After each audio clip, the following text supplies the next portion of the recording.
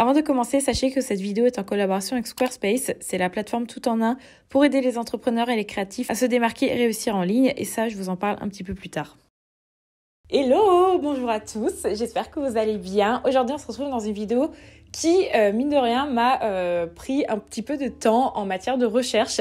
C'était pas du tout prévu, j'avais envie de vous faire une vidéo où je voulais vous parler de mon rapport au loisir, alors au loisir au pluriel, c'est-à-dire aux différents hobbies en tant qu'adulte, et j'avais envie de vous expliquer comment est-ce que, à travers ma pratique artistique, j'ai développé des bienfaits à faire des activités à l'extérieur et vous expliquer pourquoi c'est important en tant qu'adulte d'avoir une activité à côté et pouvoir se développer, on va dire, créativement. Et lorsque j'écrivais en fait cette vidéo, j'ai commencé à venir me re-questionner en tant qu'adulte qui fait des activités qu'on peut qualifier peut-être un peu infantilisantes, comme le fait de faire certaines activités manuelles. Et du coup, je me suis dit, waouh, je crois que je suis en train de tomber dans une sorte d'axe de réflexion qu'il faudrait peut-être qu'on pousse. Et j'ai envie de faire une vidéo à ce sujet. Aujourd'hui, on va parler du fait d'avoir des... Alors, je dis loisir, je pense que c'est comme ça qu'on traduit hobby en anglais. Du coup, le fait d'avoir des loisirs en tant qu'adulte et un petit peu quels sont les enjeux autour de ça et quelle est la représentation des loisirs sur les réseaux sociaux. Enfin bref, ça va être vraiment une vidéo qui va être très intéressante. En 2023, j'ai redécouvert ce que c'était que commencer des nouvelles activités en dehors de mon métier. Et ça a été vraiment quelque chose qui m'a fait énormément de bien. Et c'est pour ça que je vais faire cette vidéo, c'est vraiment de vous encourager à apprendre de nouvelles choses en tant qu'adulte. Je pense qu'en tant qu'adulte, on se permet peut-être plus d'être autant dans l'apprentissage que lorsqu'on était jeune. Parce que lorsqu'on était jeune, on nous l'imposait. Donc dans tous les cas, t'es obligé d'aller à l'école, t'es obligé d'apprendre des choses. Et c'est vrai qu'effectivement, en tant qu'adulte, on n'a plus cette pression d'apprentissage. Alors avec plein de guillemets. Et donc, on va peut-être naturellement se diriger vers des sujets qui vont nous intéresser, mais on va pas forcément sortir de sa zone de confort en se disant je vais vraiment apprendre quelque chose qui va potentiellement être une difficulté, qui va potentiellement remettre en question mes capacités à réaliser quelque chose manuellement ou intellectuellement parlant. Et le fait d'avoir appris, personnellement, le fait d'avoir appris des choses l'année dernière, je me suis rendu compte que ça m'a fait énormément de bien et que je pense qu'en tant qu'adulte, ça me manque parfois de ne pas apprendre. Du coup, je vous avais fait un petit reel sur Instagram où je vous avais expliqué toutes les choses que j'avais eu l'occasion de faire l'an passé. L'an passé, en matière d'activité que j'ai pu faire à côté de mon métier, qui en soi est un métier créatif vu que c'est l'illustration et la création de contenu. J'ai tout d'abord fait du sport. J'ai évidemment fait du dessin, pour mon activité, mais aussi pour le plaisir. J'ai appris le crochet. J'ai continué à faire de la cuisine. Vraiment, la cuisine, c'est une passion pour moi.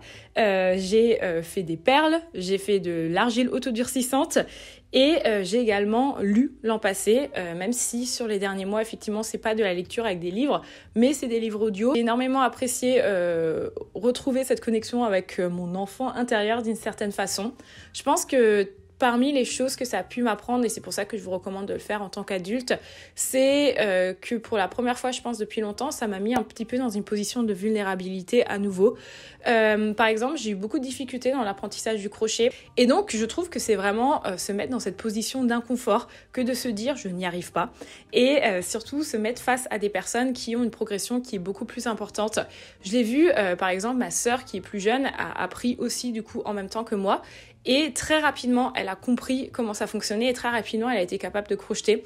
Et moi, par exemple, j'ai eu beaucoup plus de difficultés et je trouve que c'est déjà se mettre dans cette position de vulnérabilité et aussi, je pense, d'une certaine façon, c'est mettre son ego de côté en se disant « Ok, je suis adulte, mais là, il y a quelque chose que je ne sais pas faire. » Et j'ai trouvé ça hyper intéressant pour la patience, pour aussi le fait ensuite de développer une fierté. Et ça, je trouve ça trop chouette et c'est pour ça vraiment que je vous recommande de vous lancer en fait dans des activités à côté de votre activité parce que ça fait du bien d'être fier de soi, ça fait du bien de se dire on a réussi à faire quelque chose. D'autres choses que ça m'a beaucoup apporté que d'avoir des activités en étant adulte, tout d'abord tout ce qui est lié au stress effectivement et à la qualité de vie d'un point de vue général, ça me fait beaucoup de bien, ça a vraiment calmé mon stress, même si je suis pas quelqu'un d'extrêmement stressé. Mais le fait, par exemple, le soir, de me poser dans mon lit, de mettre un livre audio et de crocheter, par exemple, ou de dessiner, c'est vraiment un moment à moi et je remarque que vraiment ça a quand même amélioré ma qualité de vie et ma santé mentale. Ça a aussi renforcé un lien familial. La pratique du crochet, c'était trop chouette parce que du coup c'est ma grand-mère qui m'a montré comment faire, et lorsque j'ai compris comment faire, justement j'ai transmis les connaissances qu'elle m'a données à ma sœur, et ma sœur et moi on s'est mis à crocheter pendant plusieurs jours ensemble. On est allé dans une boutique ensemble pour acheter de la laine, donc c'était vraiment trop chouette. C'était vraiment ce moment où je pense que ça a créé une sorte de lien familial et ouais, vraiment c'est trop chouette. Je recommande vraiment de faire des activités à côté. Surtout, je pense que c'est la première fois depuis des années que j'ai décidé de ne pas monétiser ma passion. J'ai un peu l'impression que mes deux grosses passions principales, à savoir l'illustration et le fait de faire du montage, de la vidéo, sont des choses que j'ai transformées en métier, ce qui est vraiment très chouette. C'est trop chouette de vivre de sa passion. Mais je pense que c'était la première fois où j'ai redécouvert ce que c'était que de faire quelque chose juste pour soi, sans qu'il y ait des contraintes monétaires, plutôt on va dire des enjeux monétaires derrière. Et vraiment, je recommande, c'est trop chouette. Cela dit, si vous avez envie de vous lancer dans un loisir à côté, que vous avez envie de le monétiser, c'est complètement envisageable. Et si vous le savez, moi j'ai un site internet où je vends mes illustrations que j'ai fait sur Squarespace, et Squarespace c'est le sponsor de cette vidéo. Je vous laisse très rapidement avec ce petit passage où je vous présente mon site. Si vous me suivez, vous savez que l'an passé j'ai réouvert mon portfolio et ma boutique où j'ai notamment vendu mes illustrations sur Squarespace. Maintenant la boutique est fermée depuis quelques semaines parce que je travaille sur le réassort de nouveaux produits, mais je ne peux que recommander l'interface car j'ai réussi à personnaliser et créer le site que je souhaitais grâce aux différents outils et aux templates de site web. La création de fiches produits est elle aussi très facile et j'ai vraiment trop hâte de la réouverture, donc n'hésitez pas à me suivre sur les réseaux. Alors si ça vous intéresse, vous pouvez essayer gratuitement la plateforme sur squarespace.com/ectomorph, et si jamais vous franchissez le pas, utilisez le code ectomorph pour économiser 10% sur votre première commande de site web ou de domaine, et comme d'habitude je les remercie car je suis vraiment très contente de ce partenariat. J'ai quand même remarqué que j'ai beaucoup plus de facilité, je pense, à parler de loisirs que j'ai rentabilisés, c'est-à-dire comme par exemple l'illustration. Et c'est là en fait où j'ai commencé à venir re-questionner beaucoup de choses par rapport à la vision qu'on a des loisirs en étant adulte. Et c'est là que la vidéo va prendre un peu une autre tournure parce que j'ai envie de vous partager mes questionnements et vous partager un petit peu mes recherches par rapport à ça.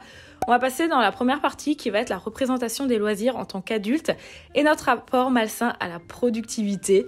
Yes, mon sujet préféré, la productivité sur les réseaux sociaux. D'ailleurs, je prépare une autre vidéo à ce sujet où j'ai vraiment envie de parler de la productivité dans le milieu de l'art. Vraiment ma passion, les vidéos où on se lève très tôt le matin pour accomplir des choses. On en est tous envahis sur les réseaux sociaux et je trouve que c'est hyper représentatif de la manière dont les loisirs chez les adultes sont dépeints en fait sur les réseaux sociaux.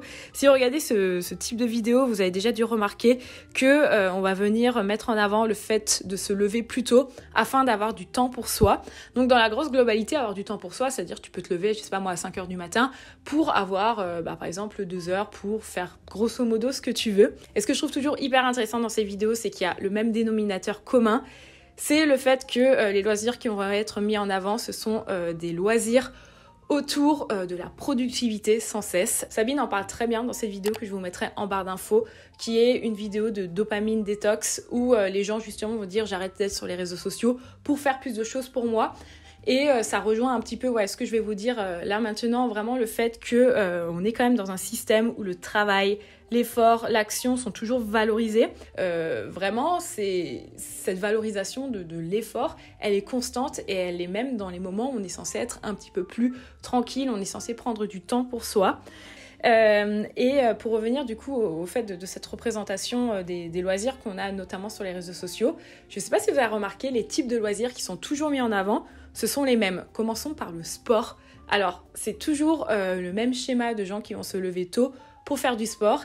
Il y a également la lecture. Là, vous allez me dire, la lecture, c'est accessible à tout le monde. Mais est-ce que vous avez déjà vu une vidéo percée où le protagoniste ou la protagoniste principale lisait un livre autre qu'un livre de développement personnel ou un roman?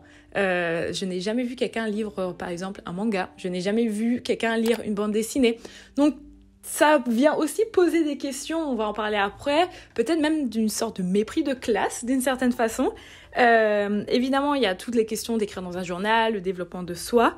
Par exemple, dans ces vidéos, j'ai jamais vu quelqu'un se se lever plus tôt, je sais pas moi, par exemple pour faire de la couture, pour faire de la peinture. Donc je trouve ça assez intéressant de se dire que la représentation, elle reste quand même relativement limitée.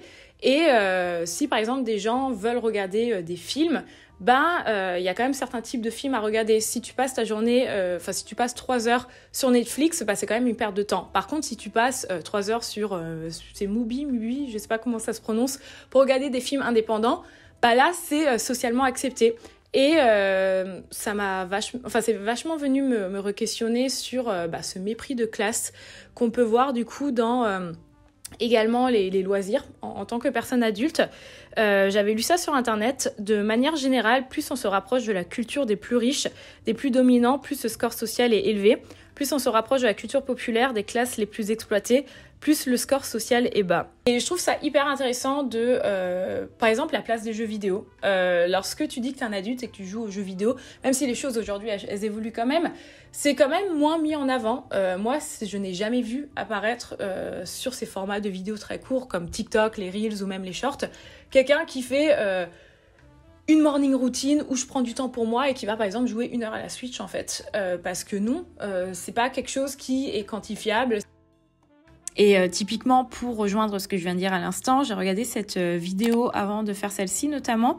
Et un des top commentaires, c'est celui-ci où cette personne est très contente de voir qu'effectivement la créatrice de contenu a mentionné dans ses loisirs les jeux vidéo et elle le dit très clairement, je suis très contente de voir que les jeux vidéo ne soient pas considérés comme une perte de temps.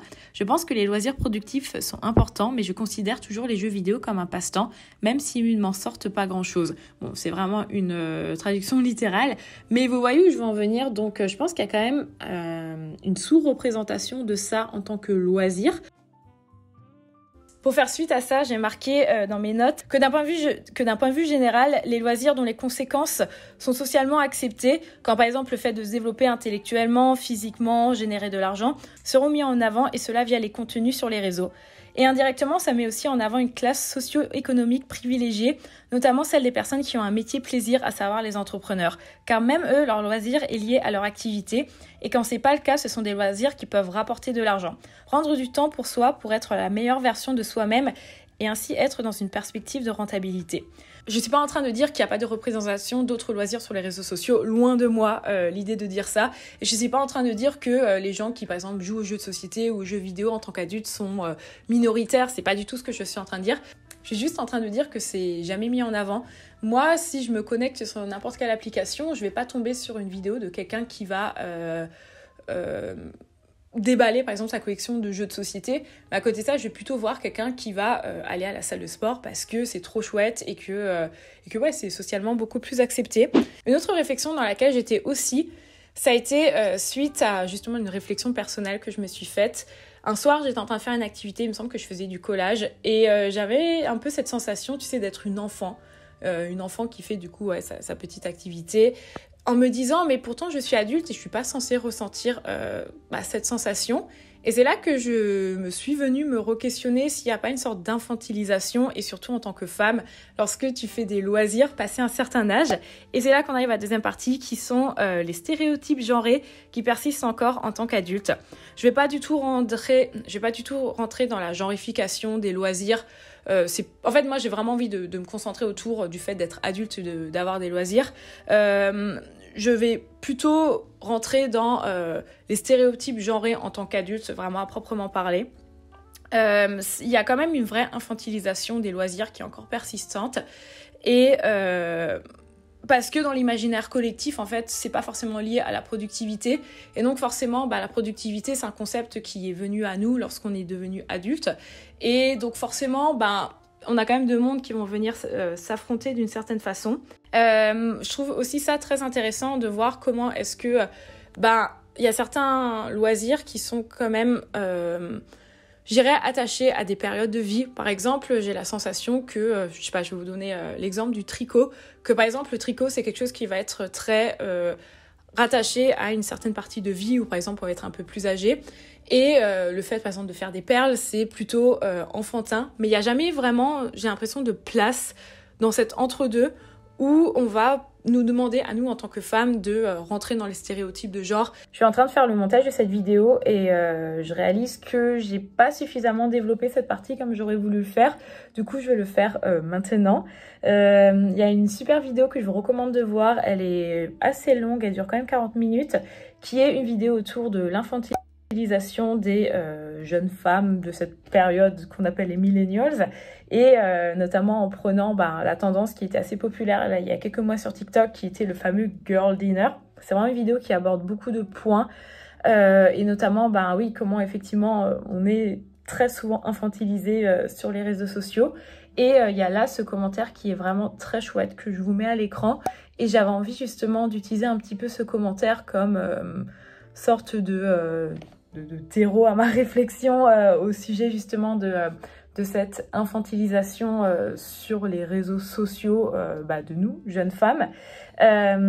Lorsque je fais des recherches du coup sur TikTok pour cette vidéo, je suis quand même tombée sur beaucoup de vidéos, typiquement celle-ci, voilà, qui sont vidéos de motivation où on rentre vraiment dans le cliché de that girl. Alors là, s'il y a des gens qui sont pas du tout sur les réseaux sociaux, ça va être un enfer. Je vais faire des anglicismes toutes les 30 secondes et j'ai pas envie de revenir en fait. J'ai pas envie d'expliquer les choses, j'ai pas envie de revenir sur qu'est-ce que c'est that girl, qu'est-ce que c'est le phénomène I'm not like the other girls. C'est infernal. Déjà là, je suis en train de parler, c'est infernal. Il y a plein de vidéos super chouettes autour de ça si jamais ça vous intéresse. J'ai vraiment l'impression sur internet qu'il y a différentes représentations de femmes, mais qu'elles ne peuvent pas forcément cohabiter ensemble.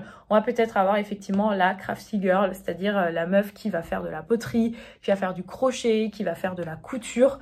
Mais cette meuf, c'est pas that girl, parce que c'est pas une personne qui va faire du pilate, ou si elle va en faire, ce sera pas forcément mis en avant, elle n'aura pas le contenu esthétique qui est mis en avant si t'es that girl, où tout est clean, où tout est parfait. Elle peut quand même devenir une that girl, une crafty girl peut devenir une that girl si elle décide de monter son propre business. Du coup, tu restes un petit peu dans cette catégorie de meuf créative, mais si t'as réussi à transformer ta passion en métier et en métier qui te rapporte de l'argent, dans ce cas-là, tu peux aller dans cette autre catégorie de meufs qu'on va considérer probablement matures, qu'on va considérer adultes. J'ai l'impression qu'une fois de plus, on revient dans ce fameux I'm not like the other girls, l'idée selon laquelle, en rabaissant d'autres femmes, on peut s'élever et sortir du lot. Et aussi une autre chose dont je voulais discuter avec vous, et ça je trouve ça trop intéressant, et j'attends vraiment vos réflexions en barre d'infos, parce que je pense qu'on est beaucoup, et je sais que dans la grosse majorité, il me semble que j'ai à peu près 90% de femmes qui me suivent. Mais il y a vraiment quelque chose qui commence à m'exaspérer dans ce milieu, et d'un côté je peux pas en vouloir aux personnes qui posent ce genre de questions, parce qu'on est je pense dans un système qui fait que on doit sans cesse nous se justifier en tant que nana.